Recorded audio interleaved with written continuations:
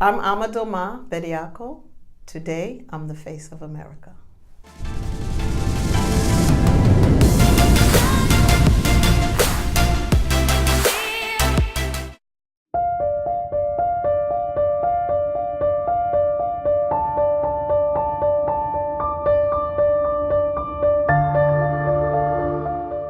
First of all, I was a baby boomer. I was born in 1952. And at the time, a lot of babies were coming, and the school that I went to didn't have enough teachers and enough classroom space so that the first, second, and third graders can have a full day of school. So for the first and second grade, I was in school for half session. I either went in the morning for half day or in the afternoon for half day. So when they wanted me to do that again in the third grade, my mother said, no, I'm going to find a school where you can have a full day of work, because I'm going back to work and I want you to be in school all day. So I was bused to a school in another neighborhood.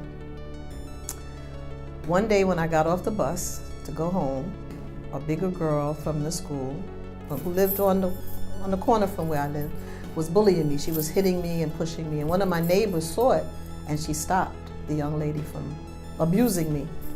And I felt a sense of community, because even though my parents were at work, this was a mother from the community who stepped to my rescue. And growing up in that neighborhood, I saw that neighbors knew each other, they looked out for each other's children. It was a true sense of community. And we knew that even if our parents were not around, there were other parents there who would protect us and look out for us. If we were doing something we shouldn't be doing, they would correct us. If we were in danger of any kind, they would try to, protect us from that. And it just felt safe. It was nice to be on a block where you knew different people had eyes on you and could protect you and look out for you. When I grew up in Bedford-Stuyvesant, it was a lot of homeowners who either had been in New York for a long time, or in the case of my family, my grandfather immigrated from Guyana in South America. At the time when he was there, it was British Guyana. He immigrated from Guyana, and he and my grandmother, who was born in North Carolina, got together. They got married. They had my mother, and they bought property on Bainbridge Street in Brooklyn, Bedford-Stuyvesant, and that was my first home. Well, I do a number of things. One of the things that I do is I support families when they bring new life into the world as a doula. I also train other doulas, and I'm a childbirth educator and a lactation counselor. So many of the things that I do revolve around birth and supporting families with new life. I'm also a dancing through pregnancy instructor. A lot of people think that when they're expecting that they shouldn't do anything, but it's muscles that support the new baby that's coming into the world, and often muscles that will help to get the baby out. And then we want those muscles to go back to where they were prior to the pregnancy, so dancing is one of the exercises that can help to keep the mom in shape. Both of my parents have joined their ancestors. They're no longer in life.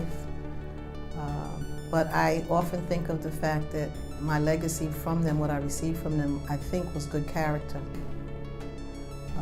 They tried to live to the best of their ability in a way that was respectable. They were honest. They were caring people. They were compassionate. And I think they passed that on to myself and my brother. And we attempt to do the same thing with our children. So the legacy is good character and caring about other people.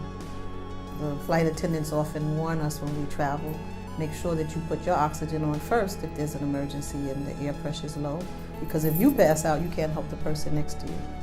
So it's important to know who you are, what makes you tick, what you like, what you don't like, what's important for you, what brings you joy.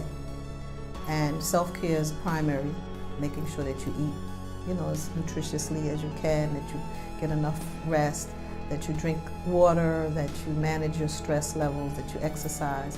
And once you take good care of yourself, emotionally, mentally, spiritually, and physically, then you're better able to show that compassion and concern for other people.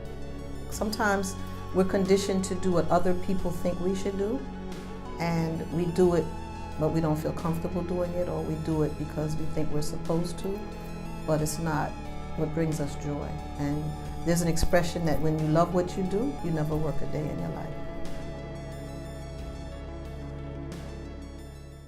There was once a little girl who grew up on Bainbridge Street, and for 6 years she was an only child.